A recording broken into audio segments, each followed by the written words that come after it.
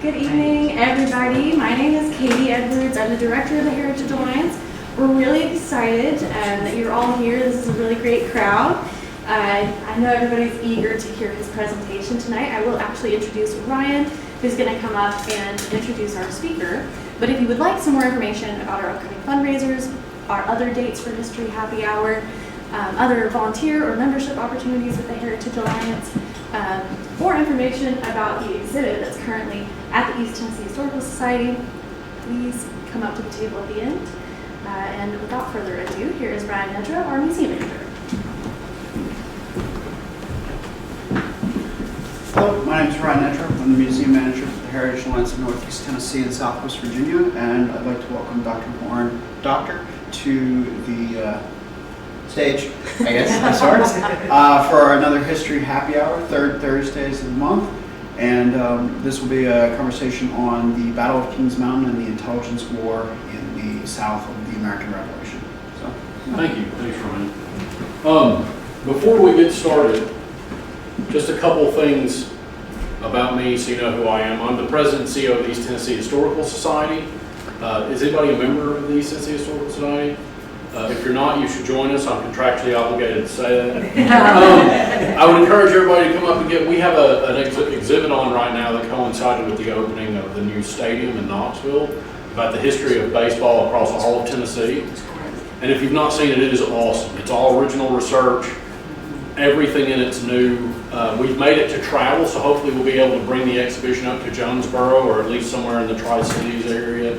It's going to go around. We may put it at ETSU because there's a lot of minor league baseball teams in Northeast Tennessee. And in fact, at one time, there were over 30 minor league teams across the state. So I mean, it's a really awesome exhibit. And so we have a little card here if you can make it. The next thing that you should know about me is before I ran the East Tennessee Historical Society, I was a professor. I went to the UK. I lived in the UK for 12 years. In fact, I have the rare distinction of being a member of the Sons of the American Revolution and also holding a fellowship with the Royal Historical Society. Yeah. So, I don't know whose side I'm on. What's also interesting is while I was in Britain, I did my own work on the British Empire. My PhD is on British Imperial Spaces, which of course East Tennessee was for a long time. But a lot of my writing centered on the British Empire much later during the 19th and 20th centuries. So I've written several books on Winston Churchill, which we can talk about later. But I did teach intelligence. I learned a lot about intelligence as a part of my PhD, and so when I was a professor of international politics at Aberystwyth University in Wales, intelligence is what I taught. And so I was asked to give a paper to the SAR down at the Hiwassee chapter about a year ago. And they said, we'd like for you to come talk about Kings Mountain. Well, of course, everybody knows about Kings Mountain. That's not very surprising. And I thought, well, gosh, how can I blend this with my own area of expertise? So I did some research, and I think I've put together ways to marry my interests around intelligence and the Battle of Kings Mountain. So I named this talk after a quote from Patrick Ferguson when he was down in, not yet to Kings Mountain, but as he was approaching Kings Mountain, he wrote back to General Cornwallis and said that he was inundated with barbarians.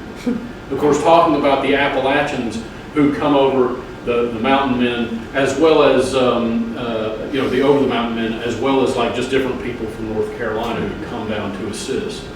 And so that's where this talk comes from. Slide me up. This is going to be a process. This is what I needed. I can do this. You got this. I believe in you. I said I did. But before we kick off, there's one more hat that I wear you need to know about, which is on the next slide.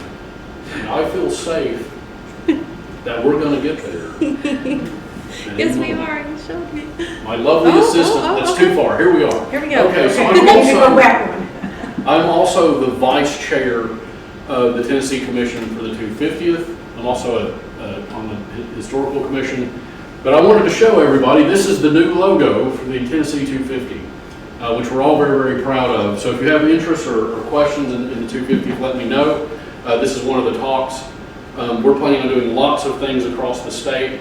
That's a whole different lecture that I give, a whole different talk, but there's a lot of cool stuff going on. So just want to make everybody aware of that. Okay. All right, here we are. If we had a bigger thing, you'd see that this is a much nicer slideshow than it looks like. But this is just the Battle of Kings Mountain as a refresher by the numbers.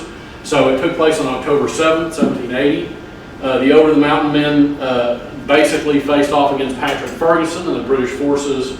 The Loyalists were kind of obliterated. They suffered 290 killed, 163 wounded, and 668 were taken prisoners. So this is a huge victory.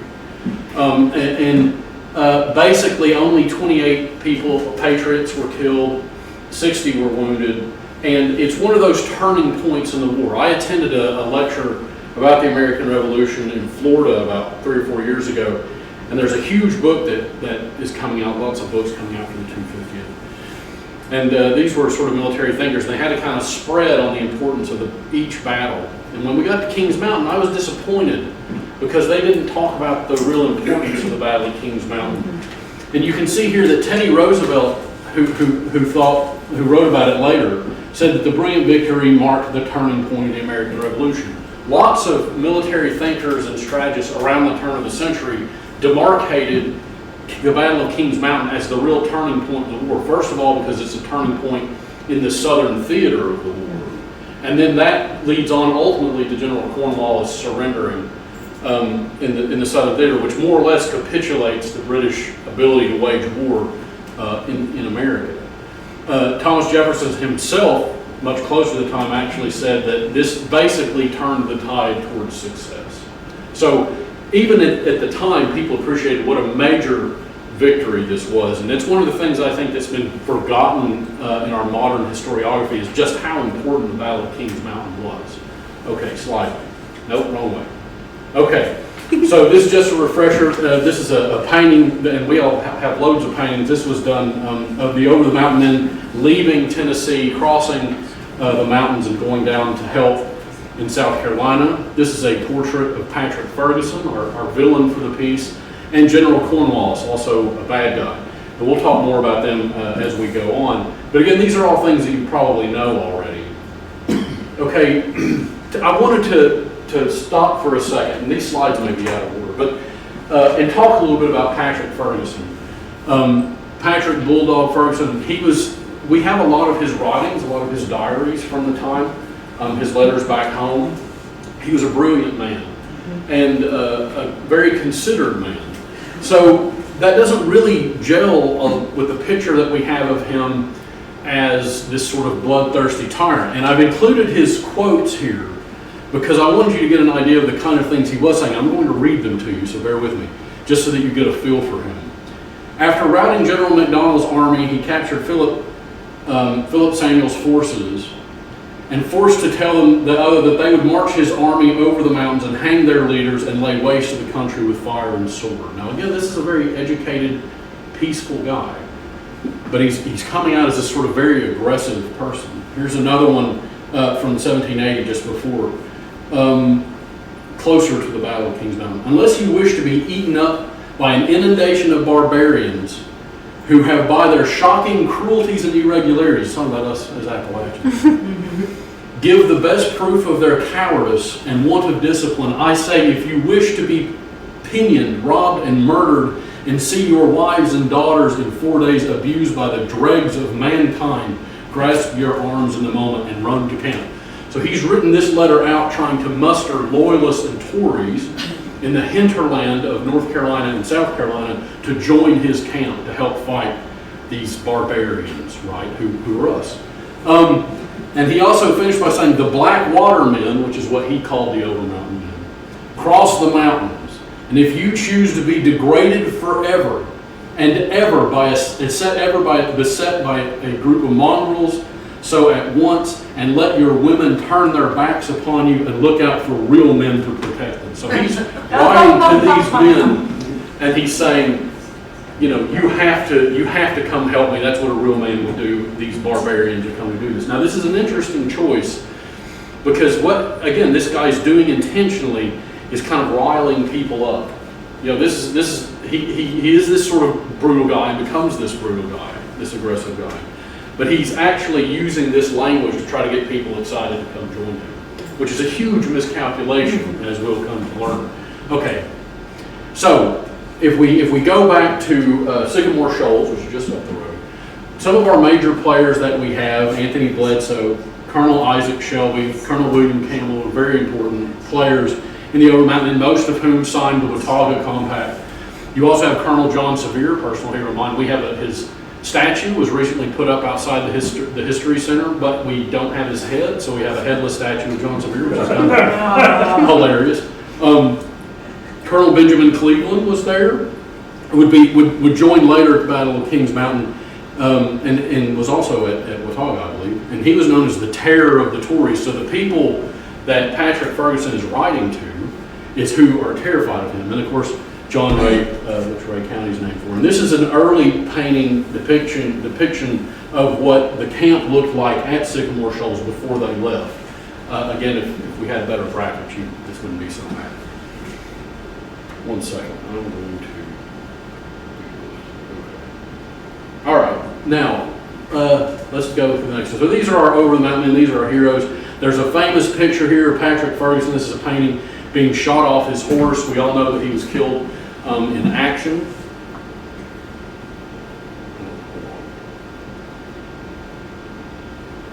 Okay, now I think the thing's working. There we go.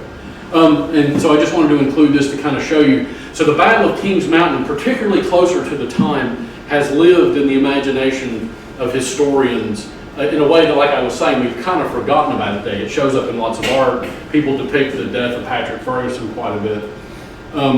So hit me up again. What I'd like to do is provide you some context.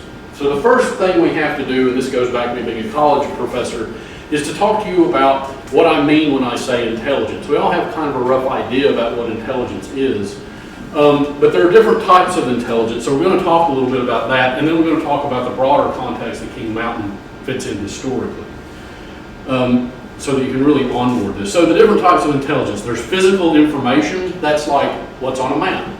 For instance, if you don't know the territory, you kind of have to have a map to understand where the ridges are, how the mountains work, where the rivers are, so you don't get lost. That's physical information.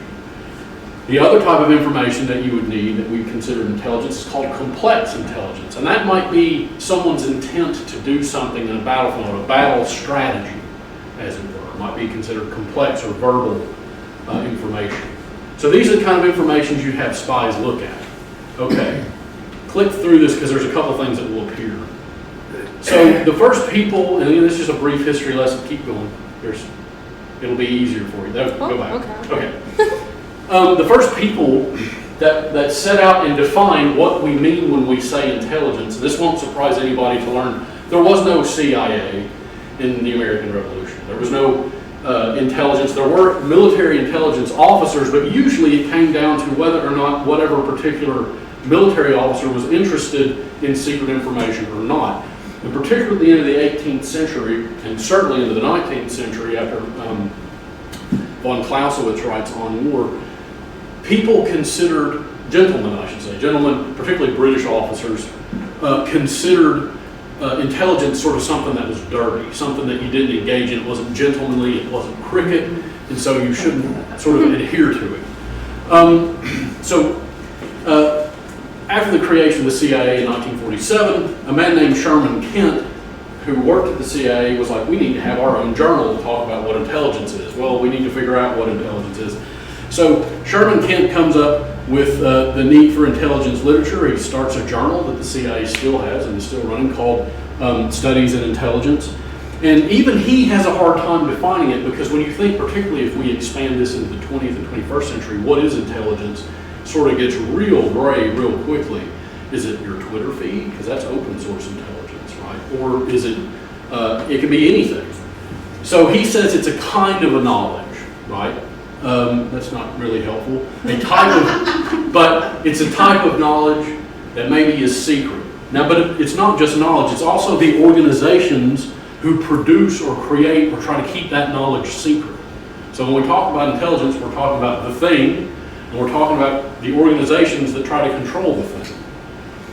But when someone tries to get to the thing, to understand it, the act of going in is an act of intelligence. So the actual act of trying to code break or understand where other people are is also a type of intelligence. And that's why we all think we know what intelligence is, but actually it's incredibly complex and murky. And there's still people arguing to this day in the literature about what exactly intelligence is. But what's interesting for us is that both sides during the American Revolution used political action, covert action. If you've ever read about the Battle of Lexington and Concord, you'll know probably that there's a lot of secret societies. There's lots of hidden things, lots of hidden agendas. Both sides used deception, they used propaganda, and in fact, the letters that Patrick Ferguson were writing are a type of propaganda, right? Because we're saying these barbarians are going to come take your wives, you've got to fight. That's propaganda. So it just depends on how we think about what intelligence is. From my perspective, most people that study intelligence typically tend to think of it around the Second World War, maybe the First World War, because it's only after that the CIA comes into creation. But in fact, intelligence has been going on for as long as wars have been going on. Sun Tzu wrote in The Art of War about different types of spies. This is thousands of years old. It's just in the 20th century we decided to give a name to it and to start to study it formally. Okay, next slide. Okay, so we're going to talk about intelligence as an activity. Give me some more. There we go. So, the idea of being able to penetrate something, like I said, to break in and do something with the intelligence. Go ahead. There we go. And this is just for your notes. Intelligence as an activity is a kind of a set of missions. And what the different thinkers say about that is that's essentially going out and gathering the information, storing the information, trying to get the information or protect the information.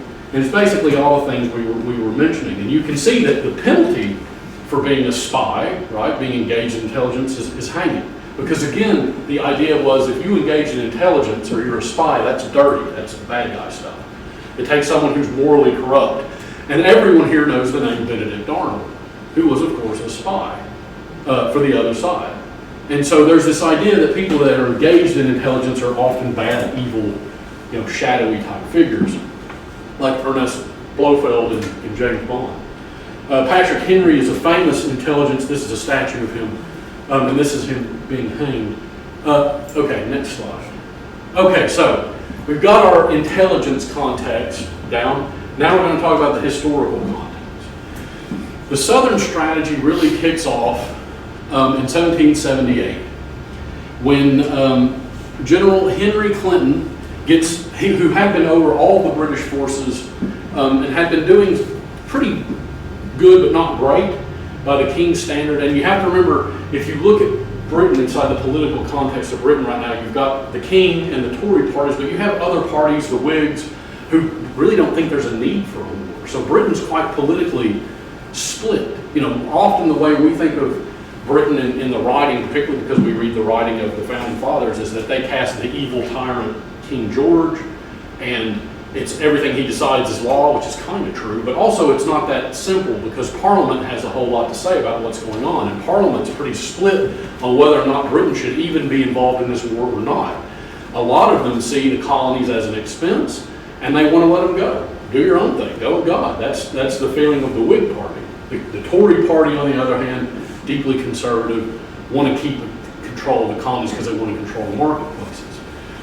This all matters because which military general gets favor usually depends on the political powers back in Parliament. And Henry Clinton right now is doing very well. And he suddenly takes a very interest in the Southern strategy, in part because he's got intelligence going to him from London saying, actually, you've got a lot of Tories in the South. They've got an agrarian setup. You don't have all these kind of mercantile merchant guys trying to make money like you do in the Northeast. These guys are doing really good in the South. And so what we need to go is we need to send Tories and have a show of strength down there so that we can garner all these people to our side. And then again, if you think about Patrick Ferguson's letters to these people, you can see that he's reaching out to the Tories in the countryside. Well, so Henry sends Major John Andre, who's also dispatching this information back and forth from London to him.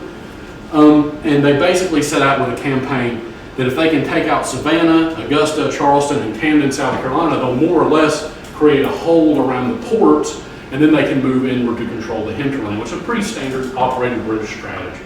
Okay, next one. Now, let's flash back to Watauga and what's going on with our Over-Mountain men before the Battle of Kings Mountain. There are loads of fights, small fights, skirmishes that are happening all throughout the Appalachians. In part, not against the British, but against the Cherokee, because the Cherokee have allied themselves with the British Empire. And so this specifically matters to the Watauga Compact, because the Watauga Compact allowed for a lease with the local Cherokees. Well, now that lease is broken because the Cherokees are at war, and so now they have to fight the Cherokees to control the land. And this goes back and forth. But there's a real problem, because think about if you're British and you're like, God, I need to get a message to the king of the Cherokee, who at that time I think is maybe Atacolacola, or it might be Ostanaco, I'm not sure. I've got to get him a message so that we can work together on how to defeat these upstarts in the mountains. And I need you to attack them from the back. Well, in order to do that, you've got to send people into the mountains carrying messages. And this is how they did. Usually they would send couriers, which is a type of intelligence. And often those couriers would carry secret messages from the king that they would give over to Cherokee warriors. Now, just as the British Empire and Parliament is split in its politics, the politics of the Cherokee are split. It is Ostanaco and Atacolacola are loyal. That's the majority of the Cherokee that stand with the British crown. But there is a group of Cherokees who absolutely hate the British, and they hate the Americans, and they hate everybody who's not a member of them, and that's Dragon Canoe. And Dragon Canoe is interesting because he sets up his own group, which is called the Chickamauga, which Chickamauga, Georgia is named after. And he's attacking everybody. He's on nobody's team. So he's kind of a loose cannon. He refuses to do any business with any white people, and he's sort of constantly on the warpath. So that makes it really difficult for Britain and the British intelligence couriers to penetrate the mountains and actually get messages to Ostanaco and Atacolacola and the Cherokee leaders. What's great is that one of our heroes in the piece, William Campbell, we know this from documents that we have found, actually personally captured one of these couriers and interrogated him, believing that he had no business being in this area. He kept saying that he was a traitor, but his story kept changing.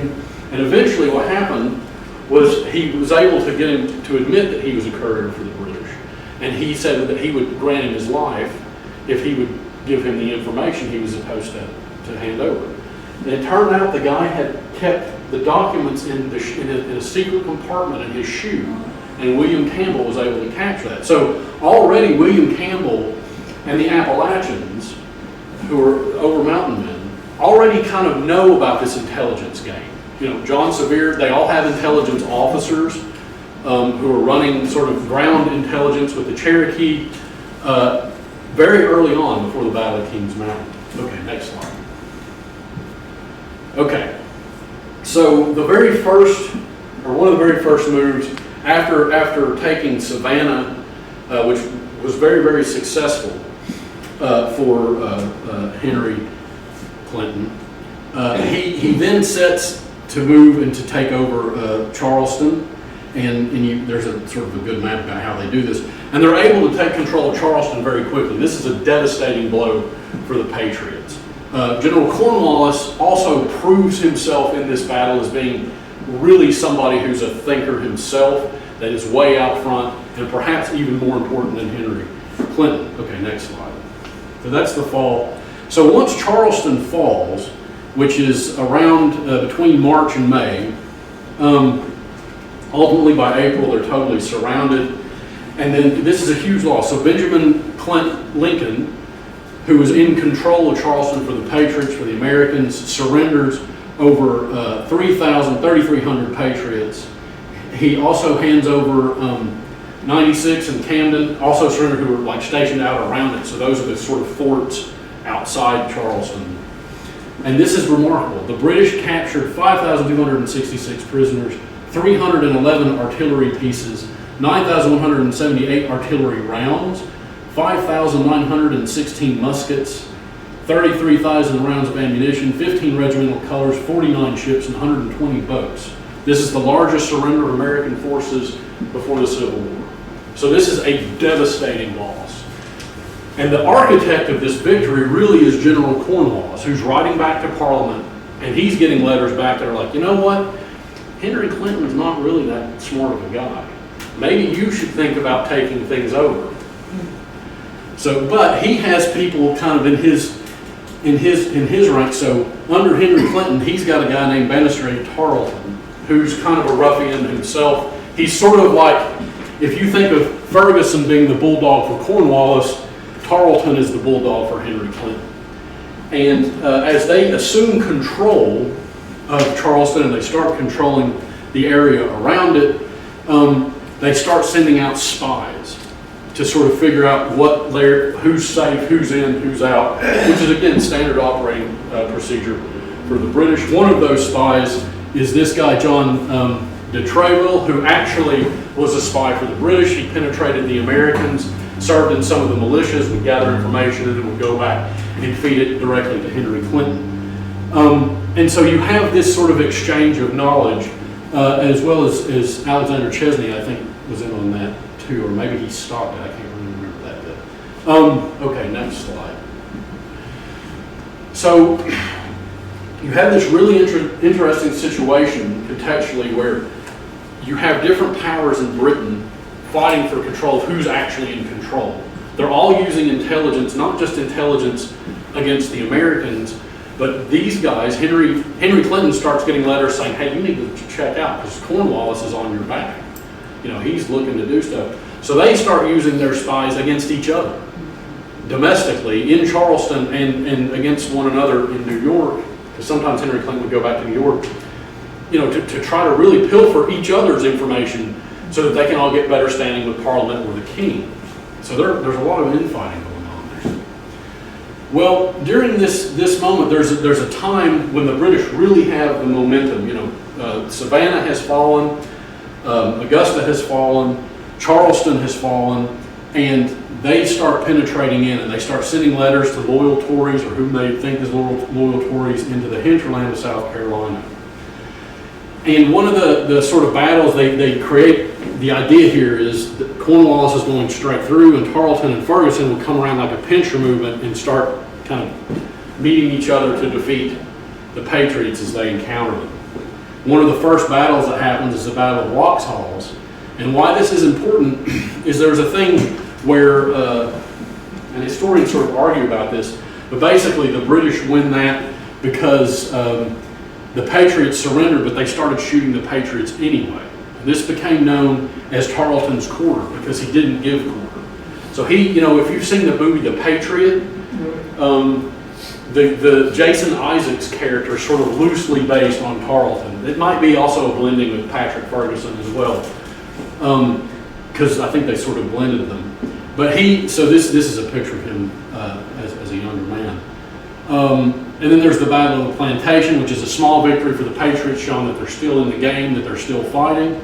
And then there's the Battle of Camden, which I won't get into the ins and outs of each battle, but it's very important. Now, what isn't up there is the Battle of Cowpens, which I didn't write, but it's very important because in that moment, there's a huge victory for the Patriots at the Battle of Cowpens to, again, show that they're still in the fight, and it's a big victory, but it's not the King Mount victory. Ferguson's still very powerful, but Tarleton gets defeated, and he gets defeated by this guy. Oh, I can't think of his name. William something. I've lost his name, but he's one of the leaders of the Patriots, and he and Tarleton literally fight each other on the battlefield. And there are a lot of glancing blows, but they each did a lot of damage to each other, and ultimately the Americans are successful at the Battle of Cowpens. And Tarleton's forced to retreat, and I think he goes all the way back to join General Cornwallis. So then as everyone's sort of positioning, you know, Patrick Ferguson's very successful, but he overextends and has to fall back and find a defensive position, which is ultimately what leads us to the Battle of Kings Mountain. Because during all this time, help, people have asked for help from Sequoia or from Sycamore Shoals, and so the Over Mountain men start moving down to intercept and cut off Patrick Ferguson.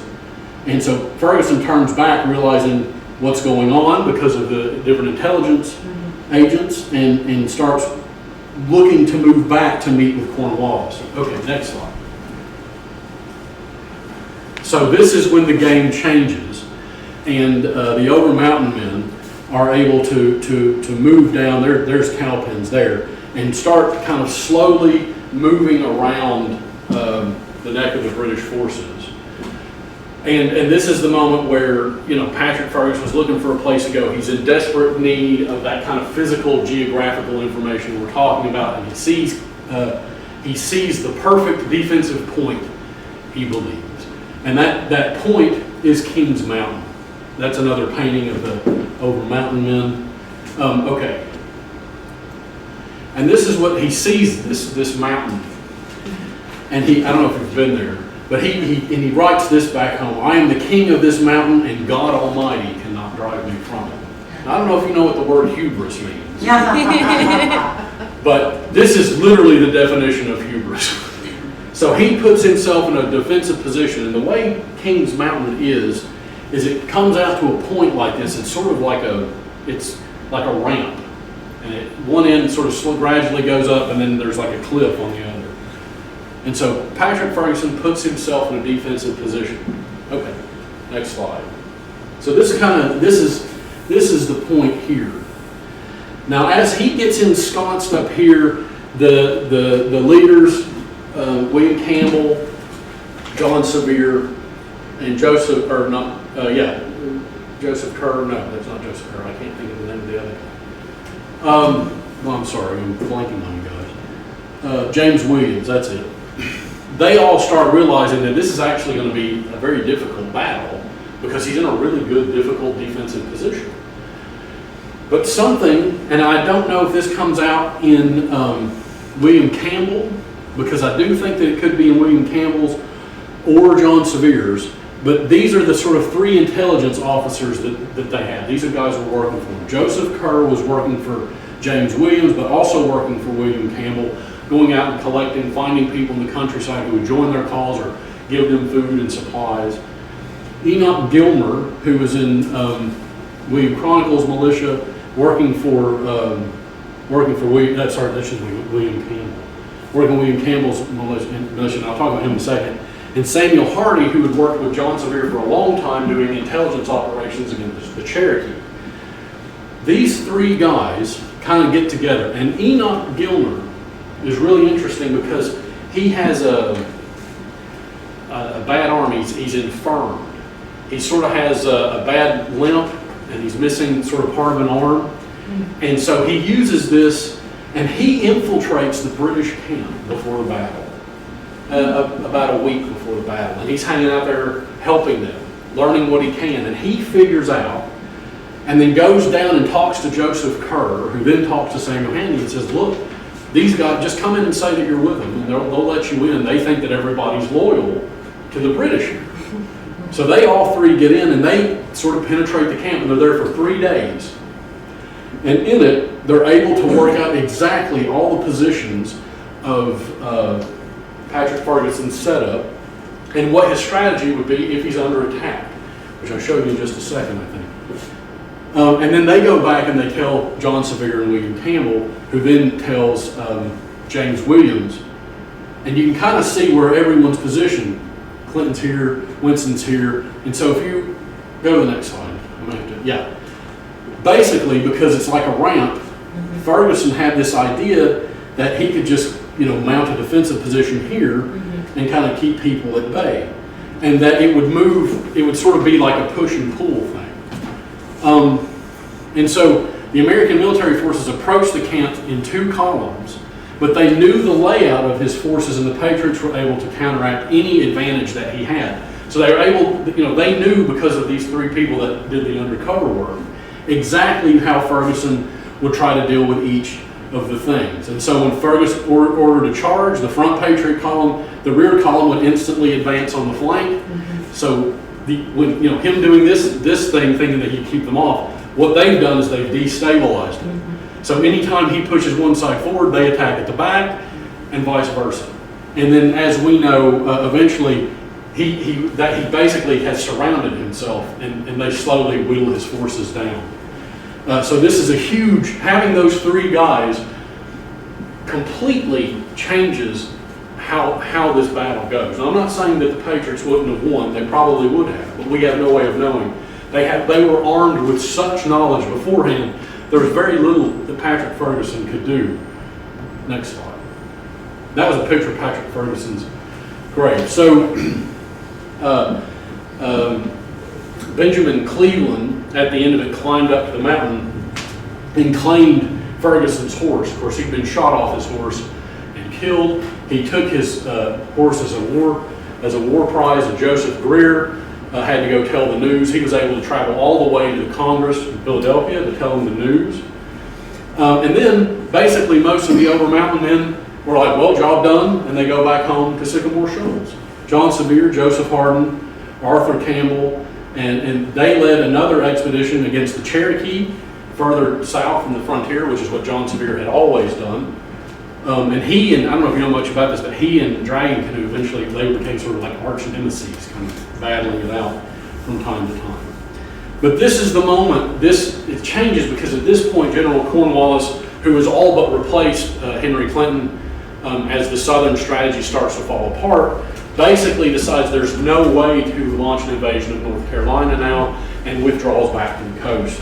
And so this completely changes the outcome of the war, this decision. Now, General Washington then, because the Southern Army's not really a thing for the Americans yet, but after this battle, George Washington sees, wow, we have a real opportunity to unify the South. So he sends Nathaniel Greene into to control the remnants of the Southern Army, the Patriot Army in the South of the Americans, and Nathaniel Greene is a great proponent of intelligence and using military intelligence.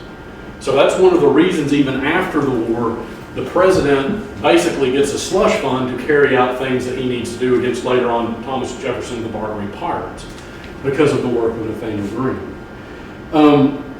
And so basically there are lots of smaller battles that happen. We all know the story of Francis Marion, the Swamp Fox, that goes on. But basically, this is the moment that sort of changes everything. And it comes down to the role that's long been forgotten that these three guys play in giving the information over to the commanders. I think that might be the last slide. What's the next one? Oh yeah. I always like to sum up my lectures with lessons, the big takeaways. So the first, these are lessons for the British that I think the Battle of King Mountain told us, should have told us. The first is a lot of the information going on in London had to do with political benefit for the people in London. So there's a lot of misinformation going around. And the idea that they could just say, remember, this is in the days before YouTube and Twitter and all that, so they could say, oh yeah, we got a lot of loyal guys down in the Carolinas that want us down there. Nobody was there to challenge it. Nobody was there to say otherwise. And if they were, it would take 3 weeks to get word that was counter to that. So there's a lot of misinformation going down in London. The next thing is Patrick Ferguson, Cornwallis, to a lesser degree, but Patrick Ferguson, as well as, I can't think of his name, someone say it for me. Tarleton. Yeah, Tarleton, thank you. It's like lost in my head. Tarleton basically completely misunderstood who they were messing with. They didn't understand the locale. They assumed that these people were farmers, that they'd want to help them, that they were doing great under the British rule, and that everybody thought the people in the Northeast were radicals and crazies, again because of the misinformation in London. So your leading officer class really didn't understand the people of the situation, which is also why Patrick Ferguson used this really stupid propaganda trying to rile people up. When these people, it's like, they're not barbarians, that's my friend Steve. I don't know, what are you talking about? But because they're coming from the outside, they really didn't have an appreciation for the hinterland of the Carolinas at all.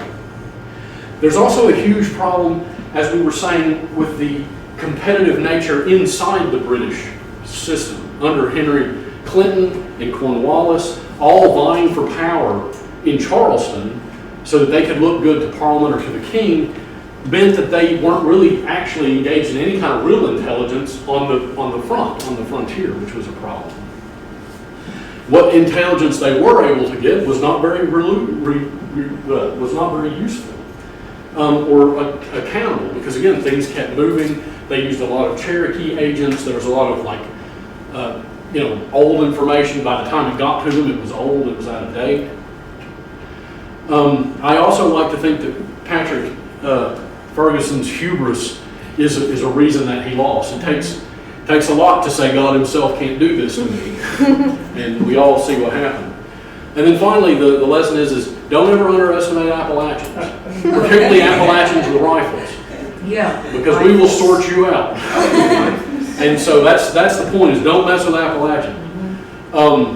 Okay, so I think that is the conclusion. Yeah, that's it. We finished. Are there any questions for me? Yes, ma'am. So rifles for the Over Mountain Men, muskets for the others, for the Loyalists. My understanding was Patrick Ferguson was the only British guy on the hill. He had all Loyalists around him. Yes. Right? Yeah. So they had bayonets, but they also had muskets, and rifles are more accurate. Yes. So than muskets. I should say muskets. No one has rifles yet. You don't really have rifles show up for another 50 years or so. Yeah. But it was a different kind, wasn't it, with the Over Mountain Men? Well, so the Over Mountain Men Yeah. were more accustomed to hunting. Yeah. And so they could use their muskets in a more proficient way. Yeah, okay. They're better shots. And Yeah, got it. You Okay. have Patrick Ferguson, his men are lining up and fighting how you fight the gentleman. Napoleonic. Right, in a Napoleonic fashion. This is pre-Napoleonic, but the Over Mountain Men would hide in trees. They would take long shots. They take shots that you couldn't, that regular shooters couldn't. So the whole concept of a sniper really comes out of Over Mountain Men. And so their ability to use the muskets with a high degree of accuracy is actually one of the things that make them very dangerous. But they're not literally rifles. They're not rifles, okay. But muskets. That's it. Thank you for calling me out. I would hate for people to go away and say that I was talking about rifles that didn't show up for another 50 years. Any other questions? Patrick Ferguson. I was reading some stuff about him. I don't know if it's accurate, but that he was you say he was brilliant. Yes. That he was for Cornwallis, He kind of was. like Stonewall Jackson. Yes. He was his main person. He was also an incredibly good, as I read about him, marksman. That's One of the correct. best marksmen. Yeah, and also he was an excellent sword fighter. I mean, he was the sort of top of the class. He was Yeah, kind of one of the yeah. best colonial fighters that Britain had produced in a long time. Yeah. And Cornwallis had a great mind, and Ferguson knew that about Cornwallis, so he was backing Cornwallis against Clinton the whole time. Okay. Tarleton, on the other hand, was with Clinton. Okay. And that's also why I think that you see some of the more extravagant uses of violence, because Clinton doesn't have his ear to the ground. Cornwallis always had the position, it's like, hey, we got to work, once the war's over, we got to work with these guys. And Clinton was so far removed that he was more comfortable using violence in a way that I don't think Cornwallis was. I think Cornwallis was definitely more reasonable of the two. And that's basically because Clinton was kind of a political animal. I mean, a lot of these guys who get into these positions are done so by birth, and we're in particularly the 18th century, so not through military action. Are there any Haitians in this army? The Haitian groups and use of Haitians happens more up north. That's not to say that there weren't any, I don't know, but by and large not. These were mostly Tories and British troops that were taking part of the siege of Charleston, who then went to the Hinterland. Most of the Haitians were used more north of the Mason-Dixon line. What was the guy's name who was sent to Philadelphia? Was it Greer or something? Oh yeah, Joseph Greer. And did he know Indian country? Is that why in part they sent him alone? Didn't he go alone? No, he would have gone, he would have taken men with him. Okay, He didn't go okay. himself. He just went to inform Congress. And he may have even gone, he may have gone out back to the sea and up. I don't think that he went over country, because it would have been much quicker to go by boat. I've also been told that the Revolutionary War has been written by Northeast scholars, and they don't think the Southerners did that. See, no, I agree with, I didn't, this isn't really my area of expertise. And so when I started reading about this, I was like, hold on a second. Like, what we did kind of mattered too, and I do think that you have for a long time, I think that there was a sort of a bias on, because think about the scholars writing this, most of them are in Cambridge, Massachusetts. Well, that's right next to the action. So I think that there's a real confluence of people interested in local history, particularly, we go back turn of the century and even older, about the importance of different battles and, how kind of local legend and lore builds itself into how important stuff is. And because we're so far removed from Cambridge, Massachusetts, who write the earliest histories of this, the South, the whole Southern theater is almost seen as a sideshow, particularly in the early histories. It hasn't been reevaluated until after the turn of the century. And even then, I still think in our modern historiography, it's underserved. Particularly the fact, even from the British perspective, taking out Charleston's huge. That's a huge victory. We don't hear anything about that. So it's weird that these major victories for both sides are kind of, it happened. So I've always thought that was odd. I grew up in Northern Virginia, so everything we learned in school was all about that and North. Right. I had no idea any of this. Right, and that's the traditional narrative. Is, you learn about Valley Forge and crossing the Delaware. Henry, all of that. I knew all of that. I had no idea. The most that people kind of know is the Battle of Kings Mountain, right? Francis Marion the Swamp Fox. I never heard about the battle until I moved here. And I never heard of the Swamp Fox thing. And I have a friend right, who's a descendant of the guy who killed Ferguson, and her course. family is still looking up about when the right. So Ferguson Yeah. was shot 7 times, though. A lot of people said that I was the one who did the fatal shot. There's a lot of, but I think what happened is he got shot off his horse, Yeah. and then people went up, and so lots of people shot him after the affair was over, so that they could say that they shot him. Because of his letters that had been sent around, everybody was like, this guy's awful. So it's just, and that was one of the reasons I brought that up. He's a very intellectual, considered man. So he's not really this bloodthirsty tyrant, but he's made himself look that way because he thinks he can use fear. And he misunderstands particularly Appalachian people, but the people in the hinterland who are, not know but hell no. You know what I mean? Fear's not going to work on us. In a way, was it a civil war given how many loyalists? I know that they took a lot of prisoners, didn't they? Yeah. And then they hanged a few, and then somebody stopped the hanging. Yeah, stopped the hanging. But if there were so many loyalists, so there were Americans and Americans. Well, I wouldn't call it America. Yeah, no, and I appreciate your point. I don't particularly see it necessarily as a civil war, because they would have thought of themselves, all of them, would have thought of themselves as British and subjects of the crown. So in that way, it might have been considered a civil war. It was a revolution, that's the complexities of a revolution. But you definitely still had brother against brother, or family members against family members. And so, but that's also the nature of any war, really. Yes, sir. What archives did you look at to find out this? So most of the stuff I plumbed was DAR and SAR stuff. In particular, I tried to find the different regiments that those intelligence guys, I chased them down for quite a while, finding out what I could. I wasn't able to do any deep research because this is a sort of 10,000 foot overview. What my plan is to eventually turn this into an article that I publish in a military history academic journal. And when I do that, that's when I'll have to plunder the archives. There are a couple of really good books about the use of intelligence in the American Revolution, but the Southern Theater is hardly mentioned at all. I think it's mentioned on 2 pages in the one book in particular. Now, that book's excellent on Lexington and Concord. It's got a whole chapter dedicated to it. It is excellent. It was published, I think, in about 2017 maybe. And it's called Spies, Traitors, and something else. It has an American flag on the cover, but the stars and stripes are kind of getting messed up. But it's a brilliant book about intelligence. Just that more needs to be done about the Southern Theater, which is, I think we can argue about the whole thing, that more needs to be done.